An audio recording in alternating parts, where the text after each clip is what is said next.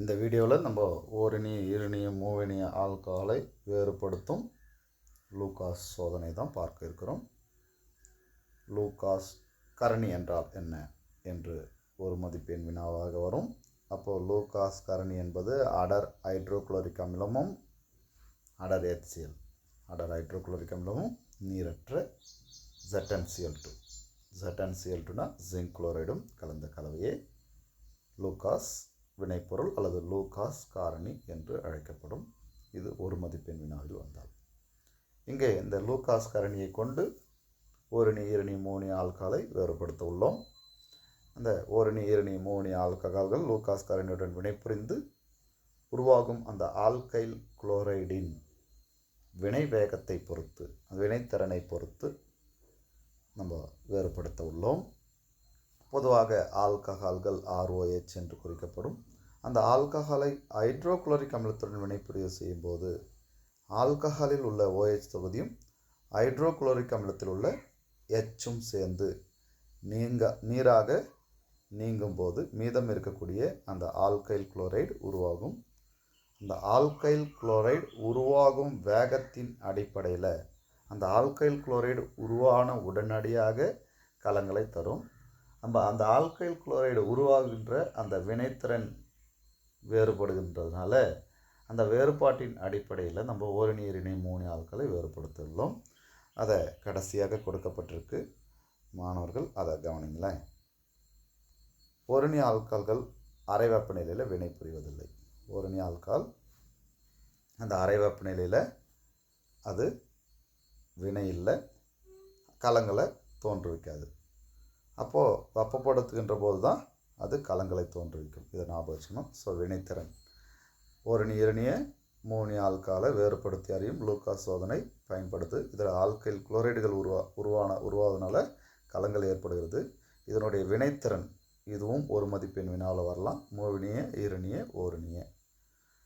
இதில் மூவினிய ஆல்கஹால்கள் உடனடியாக அந்த ஆல்கைல் குளோரைடை தருகின்றன. மூவினிய ஆல்கஹால்கள் ஹைட்ரோகுளோரிக் அமிலம் மற்றும் நீரற்ற ZnCl2 லூகாஸ் காரணியை சேர்த்தவுடன் அந்த பதிலீடு அடைந்து ஆல்கைல் குளோரைடு மூவினிய ஆல்கைல் குளோரைடை தரும். அதனால் உடனடியாக கலங்கள் தோன்றும். ஈரணி ஆல்கஹால்கள் வினைத்திறன் மூவினியதை விட குறைவு, எனவே அது மெதுவாக கலங்களை தரும். இந்த ஓரினி ஆல்கஹால்கள் அறை வெப்பநிலையில் வினை இல்லை, கலங்கள் தோன்றுவிக்காது. வெப்பப்படுத்துகின்ற போது தான் அந்த வினை நடந்து ஆல்கைல் குளோரைடை உருவாக்கும். அப்போது கலங்களை தோற்றுவிக்கும். இதுதான் வித்தியாசம். வார்த்தையில் நீங்கள் ஞாபகம் வச்சுக்க வேண்டியது. இப்போது நம்ம வினைக்கு போகலாம். ஸோ வினைக்கு அப்படின்னு சொல்லுன்ற போது இங்கே மூவினிய ஆல்கஹால் எப்படி நீங்கள் மூவினிய ஈரணிய ஆல்கஹாலை எப்படி நீங்கள் ஞாபகம் வச்சுக்கணும் அப்படின்னா, நான் மூணுத்தையும் ஒரே இடத்துல உங்களுக்கு தெரியும் வகையில் வைத்து விடுகிறேன்.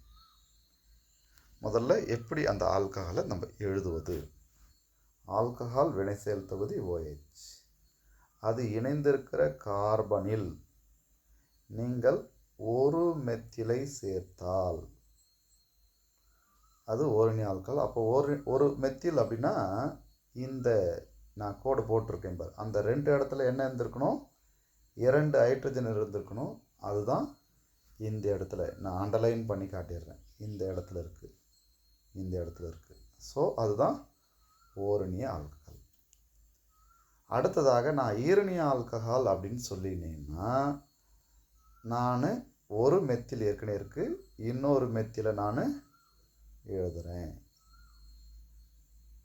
சரி, அப்போது 2 மெத்தில் இருக்குது. இங்கே ஒரு மெத்தில் இருக்குது, இங்கே ஒரு மெத்தில் இருக்குது, 2 மெத்தில். அப்போது இந்த ஒரு கோடு இருக்கல்லவா, அந்த அங்கே என்ன இருக்கும், H இருக்கும். ஸோ அதுதான் இங்கே குறிப்பிட்டிருக்கு பாருங்கள், ஈரணி ஆல்கஹால். அதை தான் இந்த இடத்துல இந்த அண்டர்லைன் பண்ணுற பாரு, அதை தான் இந்த இடத்துல சென்டரில், அதாவது இங்கே ஒரு மெத்தில் இருக்குது, இங்கே ஒரு மெத்தில் இருக்குது, சென்டரில் CHOH. அப்போ CHOH CH2OHனா ஓரினி ஆல்கஹால், CHOHனா ஈரணி ஆல்கஹால். இதை வேறு எப்படி எழுதலாம்னா, இப்படி கூட நீங்கள் எழுதலாம். இதை எப்படி CH3 twice CHOH என்று கூட எழுதலாம். ஸோ கரிம வேதியியலில் அந்த மூலக்கூறுகளை வெவ்வேறு வகையில் எழுதலாம். எது நம்ம ஈரணி ஆல்கலை எழுதியிருக்குது. புத்தகத்திலையும் இப்படி குறிப்பிடலாம், இல்லை நோட்ஸில் இப்படி குறிப்பிடலாம்.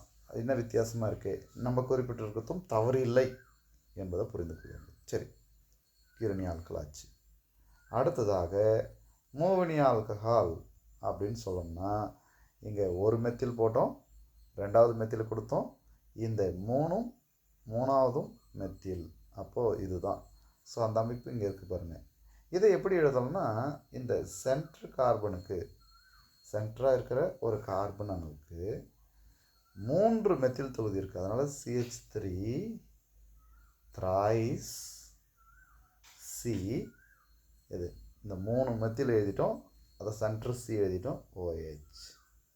ஸோ இதை தான் இங்கே கொடுக்கப்பட்டிருக்கு. முதல்ல நீங்கள் அந்த ஆல்கஹாலை எழுத வந்து விட்டால், அப்போது இப்போ நம்ம ஆரம்பத்துலேருந்து வந்துடலாமா பாருங்கள். இது ஓரணி ஆல்கஹால், இது ஈரணி ஆல்கஹால், இது மூவணி ஆல்கஹால். நீங்கள் இந்த அமைப்பை எழுத வந்துவிட்டால் இந்த வினை ஒன்றுமே கிடையாது.